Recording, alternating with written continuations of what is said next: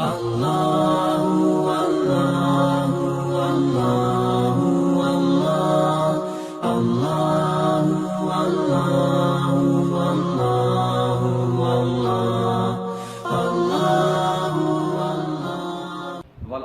للمتقین والصلاۃ والسلام علی اشرف الانبیاء والمرسلین وعلی آلہ واصحابہ اجمعین۔ معزز حاضرین، سامعین، مخلصین، السلام علیکم ورحمۃ اللہ وبرکاتہ۔ اللہ سبحانہ و تعالیٰ کی ازلی عنایت اور اس کی اللہ تبارک و تعالیٰ کی نگاہ کرم، اس کی ازلی عنایت، اس کے محبوب اللہ پاک کے محبوب علیہ الصلوۃ والسلام کی توجہ، خواجگان نقشبندی مجددیہ کی توجہ سے ہم نے جو یہ دروس کا سلسلہ شروع کیا، آج کی نشست میں ہم قبلہ مرشد کریم رضی اللہ تعالی عنہ کی جو مختلف جو ہیں سیرت سے ریلیٹڈ جو ٹاپکس ہیں، جیسے کل ہم نے ان کے مرشد کے بارے میں بتایا، آج پھر کچھ اور ٹاپکس ہیں جن پر ہم اس سیشن کو کنٹینیو کریں گے، اور انشاءاللہ تعالی اللہ تبارک و تعالی نے اگر چاہا تو 5-6 جو ٹاپک ہیں آج ان پر تفصیل کے ساتھ روشنی ڈالیں گے۔ سب سے پہلا جو آج کا ٹاپک ہے وہ مسلمانوں کی اصلاح اور تعمیر میں قبلہ حضرت صاحب نے جو کوششیں فرمائی اس کے متعلق۔ تو سب سے پہلے قبلہ حضرت صاحب نے اپنے جد امجد رحمۃ اللہ علیہ کے ساتھ مسلمانوں کی اصلاح کے لیے بہت سی کوششیں فرمائی۔ پارٹیشن سے 2 سال پہلے، یعنی پاکستان بننے سے 2 سال پہلے، کنری میں قادیانیوں اور شیعہ اور وہابیہ یعنی نجدیوں اور دیوبندیوں کو آپ نے ایک مناظرے میں زبردست اور تاریخی شکست دی۔ وہ آپ فرماتے تھے کہ وہ اللہ تبارک و تعالیٰ کا فضل تھا، جد امجد حضور خواجہ محمد حسین جان رحمۃ اللہ علیہ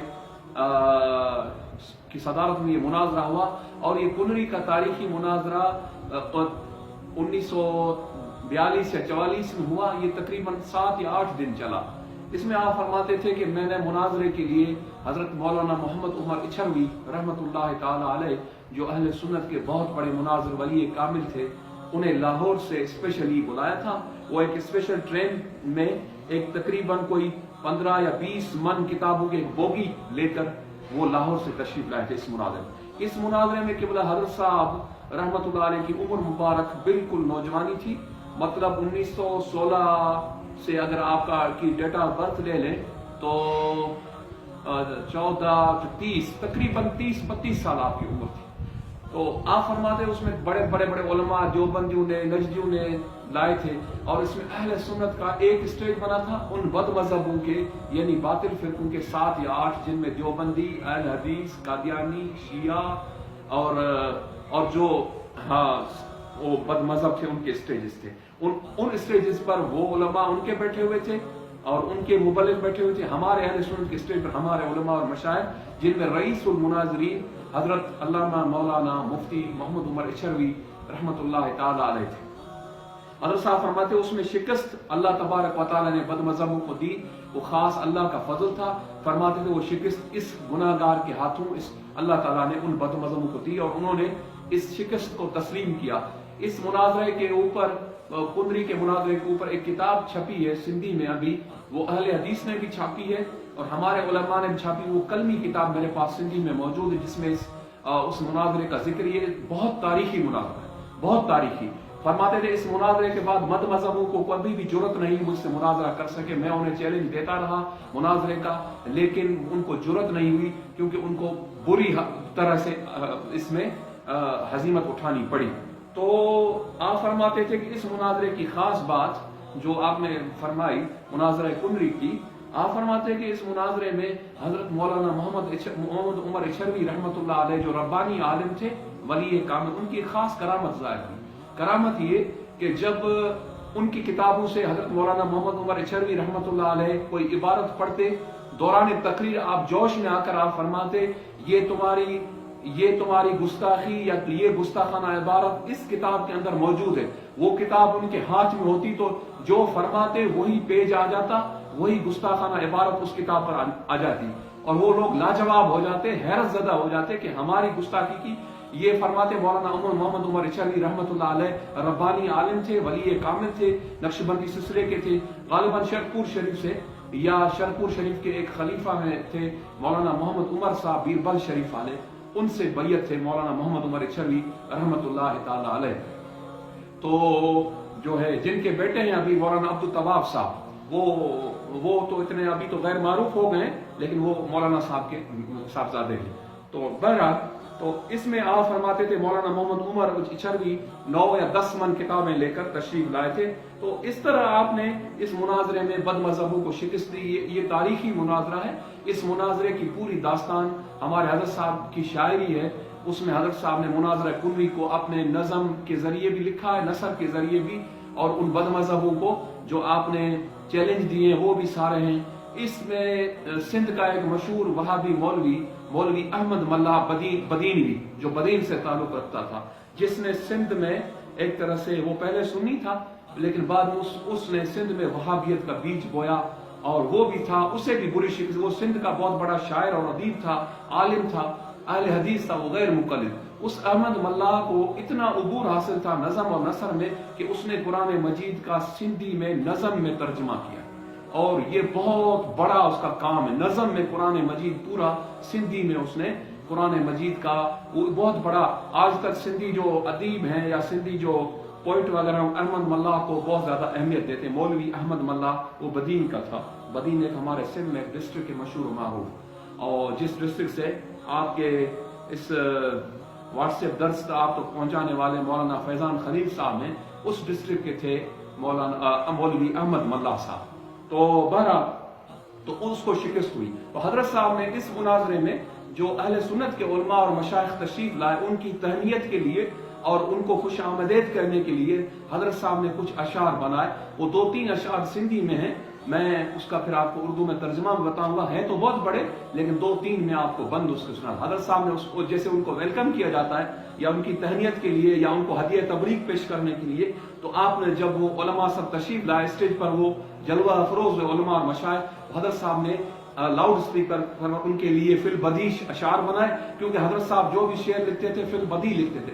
اتنا اللہ تعالیٰ نے آپ کو علم دیا تھا، اتنی آمد آپ پر مضامین کی ہوتی تھی، اور اتنا اللہ تبارک و تعالیٰ نے آپ کو علم مستحضر عطا کیا تھا کہ فی البدی، جس کو انگریزی میں ایکسٹمپور کہیں، ایکسٹمپور آپ اس کو اسپیچ کرتے تھے، ایکسٹمپور آپ جو ہے وہ شاعری کرتے تھے۔ تو بہرحال وہ فی البدی جو حضرت صاحب رحمۃ اللہ علیہ قبلہ نے وہ اشعار کے، وہ کیا اشعار تھے؟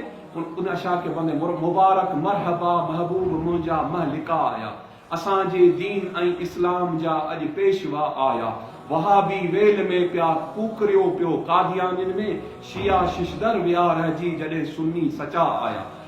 اس کی معنی یہ ہے مبارک مرحبا محبوب منجا مہلکا آیا، کہ میں مبارکباد پیش کرتا ہوں کہ آج ہمارے محبوب یعنی علماء اور مشائخ اور مہلکہ اس مناظرے میں تشریف لائے ہیں۔ پھر فرماتے تھے مبارک محبوب اساں جا مہلکہ، اساں جے دین ائیں اسلام جا اج پیشوا آیا، ہمارے دین اور اسلام مذہب کے پیشوا یعنی اکابر علماء اور مشائخ یہاں تشریف لائے۔ پھر فرماتے تھے وہابی ویل میں پیا، یعنی وہابی وادی ویل میں چلے گئے، ان کا شور و فغاں بلند ہو گیا، آو فغاں بلند ہو گئی، چیخ و پکار ان کی شروع ہو گئی۔ وہابی ویل میں پیا کوکریو پیو قادیانین میں، قادیانیوں کی چیخیں نکل گئی، وہ چیخیں نکل گئی، کوکریو پیو قادیانین میں، شیعہ ششدر ویا رہجی، شیعہ جو تھے، روافض جو تھے وہ پریشان ہو گئے اور حیران ہو گئے، اور بالکل ایک عجیب وہ پریشانی میں گم، شیعہ ششدر ویا رہجی جڑے سنی سچا آیا۔ جب سچے سنی اہل سنت کے راسخ العقیدہ احناف سچے سنی آئے، رسول اللہ صلی اللہ علیہ وسلم کے سچے غلام اور عاشق، شیعہ ششدر ویا رہجی جڑے سنی سچا آیا۔ تو اس میں آپ نے اس 2 بندوں میں تمام باطل فرقوں کا بھی ذکر کر دیا۔ پھر یہ بہت بڑا ہے، پھر میں آپ کو پھر کبھی ٹائم ہوا تو یہ پورا پڑھ کر پھر اردو میں اس کی ٹرانسلیشن کر میں آپ کو سناؤں گا۔ میں کہوں گا، میں پہلے کل بھی کہا ہے، صاحبزادہ شاہجہاں کو یہ لوگ ریکویسٹ کریں کہ وہ فارسی میں بھی حضرت حضور قبلہ عالم خواجہ پیر فیض سید فیض محمد شاہ قنداری کی منقبت جو حضرت صاحب نے ان کے وصال پر لکھی، اور یہ جو اشعار ہیں ان کو، کیونکہ شاہجہاں فارسی بہت اچھی پڑھا ہوا ہے تو وہ یہ آسانی سے کر لے گا، تو فارسی ہمارے گھر کی زبان ہے، تو بہرحال ایسے جو ہے وہ یہ کیا۔ اب اس کے بعد یہ ہے کہ حضرت صاحب رحمۃ اللہ علیہ جو ہے وہ آپ نے اپنی پوری زندگی دین کے لیے وقف کر دی اور مسلمانوں کی اصلاح اور تعمیر میں بڑی بڑی کوششیں کی. صحیح العقیدہ مسلمان کا پیدا ہونا اور جس کے عقیدے صحیح نہ ہوں ان کی اصلاح کے لیے آپ نے اندر اور مسلمانوں کے اندر جو بدعتیں رائج ہو چکی تھی بہت بڑی کوشش کی. اس کے لیے آپ نے بہت بڑے بڑے جلسے کروائے اور ان جلسوں کو کامیاب کرنے کے لیے منتظمین کو خاص ہدایتیں دی. واعظین کو منگوانے کے لیے آپ نے بڑے بڑے واعظوں کو منگوایا اور ہر عالم اور ہر واعظ کے ناز اور انداز اور نخرے برداشت کیے لیکن خندہ پیشانی سے. لیکن آپ ہمیشہ آپ کے چہرے پر دلاویز مشک وہ دلاویز ہنسی ہوتی تھی اور وہ آپ تبسم فرماتے تھے اور جب بھی کوئی ایسی تقریب دینی ہوتی تھی تو آپ بہت خوش ہوتے تھے اور آپ ہر بندے کو یہ ترغیب دیتے تھے کہ ایسے جلسے منعقد کرو جس سے لوگوں کی اصلاح ہو, عقائد کی اصلاح ہو اور یہ جو جاہلانہ رسوم ہے سندھ کے معاشرے کے اندر وہ ہمارے سنیوں سے دور ہوں, بدعتیں اور کئی جاہلانہ رسوم. اس سلسلے میں آپ نے تھر کا ایک بہت اصلاحی دورہ اور تبلیغی دورہ وہ فرمایا. وہ تقریباً حضرت صاحب کو یہ پتہ لگا کہ 1967 میں 1967 میں تھر میں قادیانیوں نے بہت زبردست ایک نیٹ ورک شروع کیا اور تھر کو دھڑا دھڑ وہ قادیانی کرنے لگے. اس ختم نبوت کے اہم دورے میں حضرت صاحب اس زمانے میں تھر کی ساری سڑکیں کچی تھی, اب تو پکی ہیں. میں ابھی دورہ کر کے آیا ہوں, تقریباً پورا تھر پکا ہے. بہت اچھی سڑکیں سیپے کی وجہ سے تھر میں موٹر وے جیسی بن گئی ہیں. لیکن اس زمانے میں یہ ریت کی سڑکیں تھیں, کچی تھیں, گاڑیاں بھی نہیں تھیں. تو تھر میں ایک مخصوص گاڑی چلتی ہے, وہ فوجی پرانی جیپ ہے جس کو GMC کہا جاتا ہے. وہ بہت پرانی ٹرک سے بھی وہ نہایت کمتر اور سست رفتار اور وہ جیپ ہوتی ہے. تو وہ جیپ نہیں, وہ بڑی ہوتی. وہ آپ نے ایک پوری کرائے پر لی اور پورے 1 مہینہ آپ نے تھر کا دورہ کیا. اس میں آپ نے دیوبندیوں کو بھی ساتھ لیا قادیانیوں سے مناظرے کے لیے. تو یہ بڑی میں آپ کو دلچسپ ایک بات بتاتا ہوں. جب حضرت صاحب نے یہ دورہ کیا, اس دورے میں حضرت صاحب کو کامیابی حاصل ہوئی, قادیانی ختم ہوئے, ان کی سرگرمیاں ختم ہوئی. اس دورے میں حضرت صاحب کے ایک شاگرد جو مولانا تھے, وہ گاڑی کا ایکسیڈنٹ ہوا, گاڑی کلٹی ہوئی, وہ ایکسیڈنٹ ہوا, اس میں وہ شہید بھی ہو گئے. وہ مدرسے کے طالب علم تھے. مطلب تو اتنا اس سے آپ اندازہ کریں, پورا 1 مہینہ پورے تھر کے چپے چپے گاؤں کا. تھر بہت بڑا ایریا ہے, دنیا کا مشہور ریگستان ہے, تقریباً 22,000 اسکوائر کلومیٹر کا رقبہ ہے تھر کا. یہ پورا ایک اللہ کے محبوب بندے کی دین کے ساتھ محبت دیکھیں, ایک ولی کی. آج کل کے پیر چلتے ہیں, آپ پیروں سے ٹائم لو, بڑے بڑے نخرے کرتے ہیں, مولوی حضرات بڑے بڑے نخرے کرتے ہیں, 1 گھنٹے کا ٹائم دیتے ہیں, پھر بھی بڑے بڑے نخرے کرتے ہیں. 1 گھنٹہ ہم نے بیان کر لیا, مزید نہیں کریں گے, یہ نہیں کریں گے, وہ نہیں کریں گے. یہ للہیت کے ساتھ, خلوص کے ساتھ, نہ کوئی فیس, نہ کوئی نخرہ, نہ کچھ. اللہ کے ولی اور اللہ کے محبوب بندے اور علماء ربانیین ہوتے ہیں, وہ ایسے ہوتے ہیں. تو آپ علماء ربانیین کے سرخیل تھے اس زمانے میں, اہل سنت کے اور بقیت السلف تھے. اس لیے آپ نے یہ تمام جو ہے وہ اس میں بڑی بڑی کوششیں فرمائی. اس دورے کو جب آپ کمپلیٹ کر کے کامیاب ہو کر جب آپ واپس آئے تو کچھ بریلوی حضرات جو ہمارے بھائی ہیں سنی, انہوں نے ایک اعتراض کیا. جیسے اعتراض کیا, انہوں نے کہا حضور آپ نے اس دورے میں دیوبندیوں کو یعنی ختم نبوت والے احراری مولویوں کو, عطا اللہ شاہ بخاری اینڈ کمپنی جو احراری مولوی ختم نبوت والے جو صرف قادیانیوں پر بولتے ہیں, انہیں 2-3 علماء آپ نے کیوں ساتھ لیے سنی علماء کے ساتھ قادیانیوں کے لیے؟ تو آپ نے فرمایا, بڑا بہترین آپ نے جواب دیا, بہت بہترین. اللہ والوں, کیونکہ آپ حکیم الامت تھے نا, اللہ والوں کی جو جملے ہوتے ہیں, نہ کوئی حدیث پڑھی, نہ کوئی قرآن مجید کی آیت پڑھی, نہ کوئی اور دلیل دیا. آپ نے فرمایا بابا خنزیر کے شکار کے لیے کتے ساتھ رکھنا بہت ضروری ہے. قادیانی خنزیر تھا اور دیوبندی مولوی کتے تھے. انہیں اس مضمون پر عبور حاصل تھا ختم نبوت. ہمارے اہل سنت کے پاس اس زمانے میں اب تو بہت الحمدللہ ہے ختم نبوت پر عبور ہے. جب یہ عطا اللہ شاہ بخاری کی نہیں ہے تو قادیانیوں پر انہیں بڑا عبور حاصل تھا. فرماتے ہیں احراری مولویوں کو عبور حاصل تھا, اس لیے میں نے اسپیشلی ان کو پنجاب سے بلایا. اور یہ بد مذہب باطل فرقے زیادہ تر جو آئے وہ سب پنجاب سے ہی آئے. ہمارے سندھ میں یہ مصیبت جب بھی آئی ہے, نبوت کی دعویٰ بھی اکثر پنجاب سے ہوئی ہے, مجددیت کی دعویٰ بھی پنجاب سے ہوئی ہے. اور یہ لیکن پھر بھی الحمدللہ اللہ تبارک و تعالیٰ کے فضل سے پنجاب کے ہی علماء نے, پنجابی کے مشائخ نے उन सारे दावों को रख के, ये कादियानी मिर्जा दज्जाल आया, ये भी पंजाब का था, यूसुफ कज़ाब आया, उसने नबूवत का दावा किया, वो भी पंजाब का था। तो बड़े बड़े जो हैं वो फितने पंजाब ही से आते हैं। अभी हमारे सिंध में तफजीलियत का फितना पंजाब से आया है, रावलपिंडी से हनीफ कुरैशी, हसीनुद्दीन शाह एंड कंपनी, अब्दुल कादिर शाह।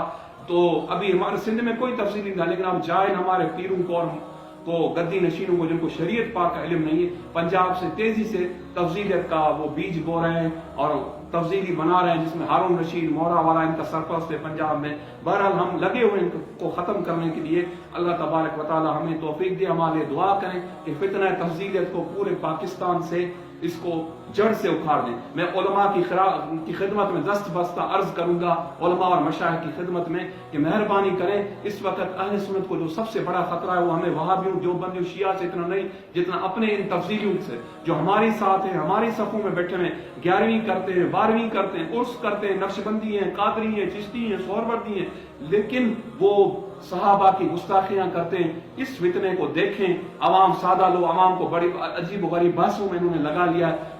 मुशाजरात सहाबा के बारे में अवाम को क्या पता, अवाम तो जाहिल है। उन्हें इन पीरों और खबीस मौलवियों ने और खबीस पीरों ने लगा दिया ये हवाए नफ्स के पुजारी हैं। ईरान इन्हें बराह रास्त एड दे रहा है। ईरान ने पंजाब के अभी काफी पीरों को बुलाया था और वीजा दिए थे और उन्हें कहा था कि शिया मजहब के लिए तबलीग करो, जिस तरह ताहिर कादरी को ईरान ने गुमराह किया।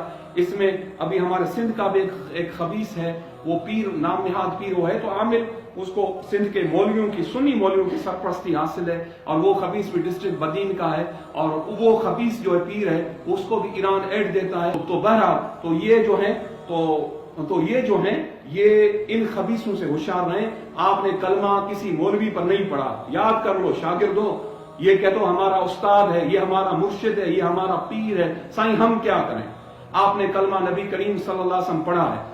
आपको सबसे पहले अल्लाह, अल्लाह के रसूल और अल्लाह के रसूल के साहबा अल बैत की इज्जत प्यारी है, तकरीम प्यारी है, या इन अपने उस्तादों की, अपने पीरों की, अपने मुर्शिदों की। अगर ये अकीदे से हट गए अहले सुन्नत के, तो मैं कहता हूं इनके मुंह पर आप मट्टी फेंको और इनको छोड़ दो और कुछ नहीं कर सकते। इनसे बाइकाट कर लो, इनसे कतल ताल्लुक कर लो, जब तक ये सही रास्ते पर ना आए, तौबा न कर ले। ये गैरत रखो, अगर ये गैरत रखोगे तो कामयाब होगे, अगर ये नहीं रखोगे तो उन गुमराहों की तरह तुम भी गुमराह होगे, चाहे शागिर्द हो, चाहे मुरीद हो, चाहे कुछ भी हो। तो कलमा तुमने नबी करीम सल्लल्लाहु अलैहि वसल्लम पढ़ा है, कलमा तुमने याद करो, तुमने नबी करीम सल्लल्लाहु अलैहि वसल्लम पढ़ा। तो ये मोमिन को ऐसा होना चाहिए जैसे साहबा किराम रिज़वानुल्लाह ताला अन्हुम अजमईन रसूलुल्लाह सल्लल्लाहु अलैहि वसल्लम के परवाने थे। वो नबी करीम सल्लल्लाहु अलैहि वसल्लम की नामूस पर जाने लुटा देते। औलिया अल्लाह और हमारे जो अकाबिर उलमा और मशाइख वो रसूलुल्लाह सल्लल्लाहु अलैहि वसल्लम पर की हुर्मत और नामूस और साहबा की हुर्मत और नामूस पर अपनी जानें लुटा देते, अपना सारा ताल्लुक खत्म कर देते। तो हमारे किबला हजरत साहब रहमतुल्लाह ताला अलैह वो मजहर थे इस बात के। हजरत साहब फरमाते थे मेरी दुश्मनी किसी के साथ नहीं है। आप फरमाते, लोग कहते हुजूर आप उस मौलवी से, पीर से क्यों नाराज है, वो अपना है, सुन्नी है। आप फरमाते थे वो शरीयत के मामलात में वो ठीक नहीं है, मेरा उससे शरई इख्तिलाफ है। और मैं अल-हुब्बु लिल्लाह वल बुग़्दु लिल्लाह की हजरत साहब किबला रहमतुल्लाह अलैह अमली तफसीर थे। आप फरमाते थे मेरा उससे जाती जमीन का बंटवारे का कोई इख्तिलाफ नहीं, पानी का कोई इख्तिलाफ नहीं, जायदाद का कोई, मीरास का कोई इख्तिलाफ नहीं।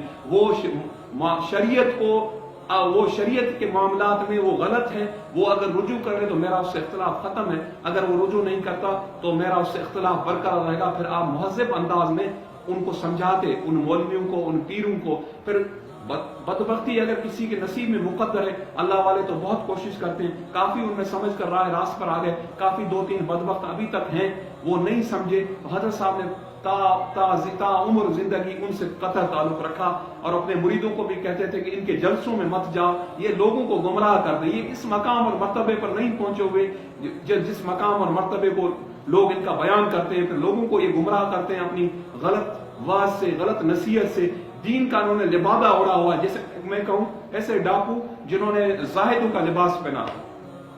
डाकू होते लुटेरे हैं, तो ये सबसे बड़े लुटेरे। एक तो वो माल और असबाब लूटने वाले डाकू, ये तो दीन के लिबास के अंदर ये सबसे बड़े खतरनाक रज़न और डाकू होते हैं। ये लोगों का ईमान बर्बाद करते हैं, लोगों को इज्जत बर्बाद करते हैं और असलाफ के रूप में आकर, और ये शैतान होते हैं, असल में हवाए नफ्स के पुजारी होते हैं। ऐसे मकुरखोर सूफी और ऐसे मकुरखोर लोगों से آپ بچیں، پرہیز کریں. آج کل تو بہت یہ نازک وقت ہے، آپ لوگ میڈیا پر جو آ جاتا ہے آپ اس کو بڑا پیر اور اپنا مولوی بنا لیتے ہو، لیکن تحقیق ضرور کرو. جب کسی کی پیروی کرنے لگو یا محبت کرنے لگو، تحقیق کرو اس کے حلقے سے، اس کے گاؤں سے، اس کے علاقے سے، اس کی ضرور چھان بین کرو. میں مثال دوں، آپ اگر کمہار کے پاس جاتے ہو، چھوٹا سا مٹکا لیتے ہو، اسے اچھی طرح سے دیکھتے ہو، اچھی طرح سے اسے ٹٹول کر دیکھتے ہو کہ کہیں سے ٹوٹا ہوا تو نہیں ہے. کوئی نلکا لیتے ہو، اس ٹونٹی لیتے ہو، اس کو بھی دیکھتے ہو. مثلا گجرانوالا کا شوبان ہے ہمارا خلیفہ، شوبان کوئی ٹونٹی لیتا ہے تو شوبان ٹونٹی کو بھی چیک کرتا ہے کہ ٹونٹی کہیں سے ٹوٹی ہوئی تو نہیں،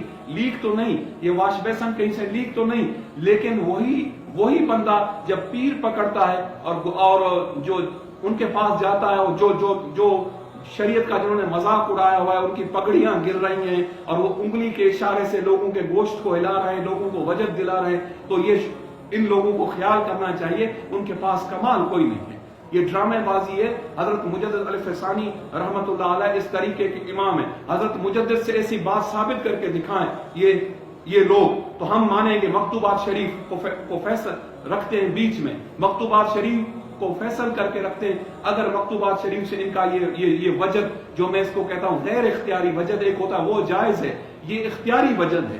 اختیاری وجد جو ہے وہ ہم تب مانیں گے جب یہ مکتوبات سے ثابت کریں. ایک غیر اختیاری وجد جائز ہے جس میں اس کی دلیل ہے. آپ اللہ کا ذکر سنیں، آپ کی آنکھوں سے آنسو آ جائیں، آپ کے رونگٹے کھڑے ہو جائیں، آپ کے بدن میں کپ کپی طاری ہو جائے، یہ ہوتا ہے غیر اختیاری وجد، یہ جائز ہے.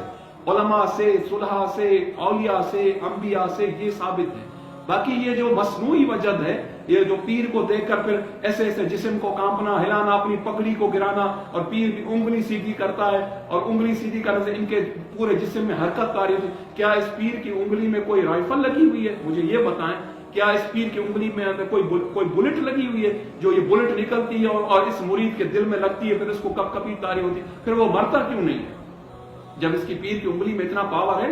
اولیاء اللہ تو جب جلال میں آتے تھے تو انگلی مبارک سیدھی کرتے تھے تو وہ لوگ تو لطائف تو ذاکر ہو جاتے تھے، کافی تو شہید بھی ہو جاتے ہیں. جیسے میرے جد کریم، میرے مرشد کریم، میرے ولی نعمت حضور قطب الاقطاب، غوث الاغواث، قیوم جہان، سراج الاولیاء حضرت خواجہ عبد الرحمن سرہندی رضی اللہ تعالیٰ کو اللہ تبارک و تعالیٰ نے وہ مقام اور مرتبہ دیا تھا.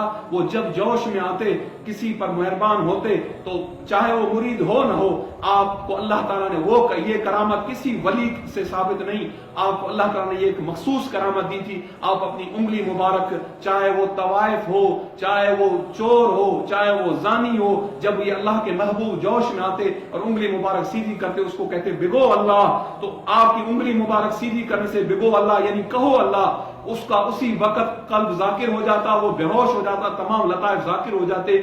تو وہ جب گرتا تو بدکار ہوتا تھا، لیکن جب اٹھتا تو اللہ کا کامل ولی ہو کر اٹھتا. یہ اللہ تعالیٰ نے آپ کی انگلی میں پاور رکھا تھا.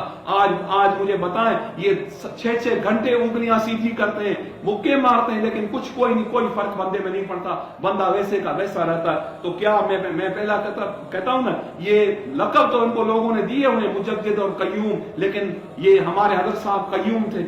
چنسبت خاک راب عالم پاک، کجا زنجیر و زلفش. تو کہاں وہ آسمان ولایت کے ماہ منیر، اور کہاں یہ آج کل کے کوتا قامت اور پستہ قد لوگ بونے پیر، یہ کہاں ان آسمان ولایت کے ماہ منیر اور ان برگزیدہ ہستیوں کا مقابلہ کر سکیں گے. تو یہ جو ہے یہ حقیقت ہے، اور اس حقیقت کو سمجھنا چاہیے. آج اس ٹاپک کو پھر اینڈ کرتے ہیں، اور کل سے شام رات کی نشست میں انشاءاللہ مزید اس کو کنٹینیو کریں گے. اللہ تبارک و تعالیٰ سے دعا ہے اللہ تبارک و تعالیٰ ان اپنے محبوب کے ذکر کے صدقے مجھ گناہگار کی بخشش فرمائے، اور اگر سبقت لسانی میں کوئی الفاظ مجھ سے نکلے ہیں تو اللہ تعالیٰ مجھے معاف کرے. میں کسی کی دل آزاری کے لیے یہ نہیں کہتا، کسی عالم یا بزرگ کی یا آپ لوگوں کی دل آزاری کے لیے باتیں تھوڑی جو سخت ہو جاتی ہے ترش، یہ صرف حقیقتیں آپ کو بتاتا ہوں جو ہم نے اپنے بزرگوں سے حاصل کی. اللہ تبارک و تعالیٰ میں تو یہ کہہ رہا ہوں، علماء اور مشائخ جو اہل سنت کے ہیں وہ سچے جو ہیں، جو ربانیین ہیں، ان کا میں قدموں کی خاک کے برابر بھی نہیں. اللہ تبارک و تعالیٰ ان برگزیدہ نفوس کے صدقے میری اور میرے مریدین کی متوسلین کی بخشش و مغفرت فرمائے. وما علینا الا البلاغ، وآخر دعوانا الحمدللہ رب العالمین. ہم غریبوں کے آقا پہ بے حد درود، ہم فقیروں سروت پہ لاکھوں سلام، مصطفیٰ جانے رحمت پہ لاکھوں سلام، شمع بز میرے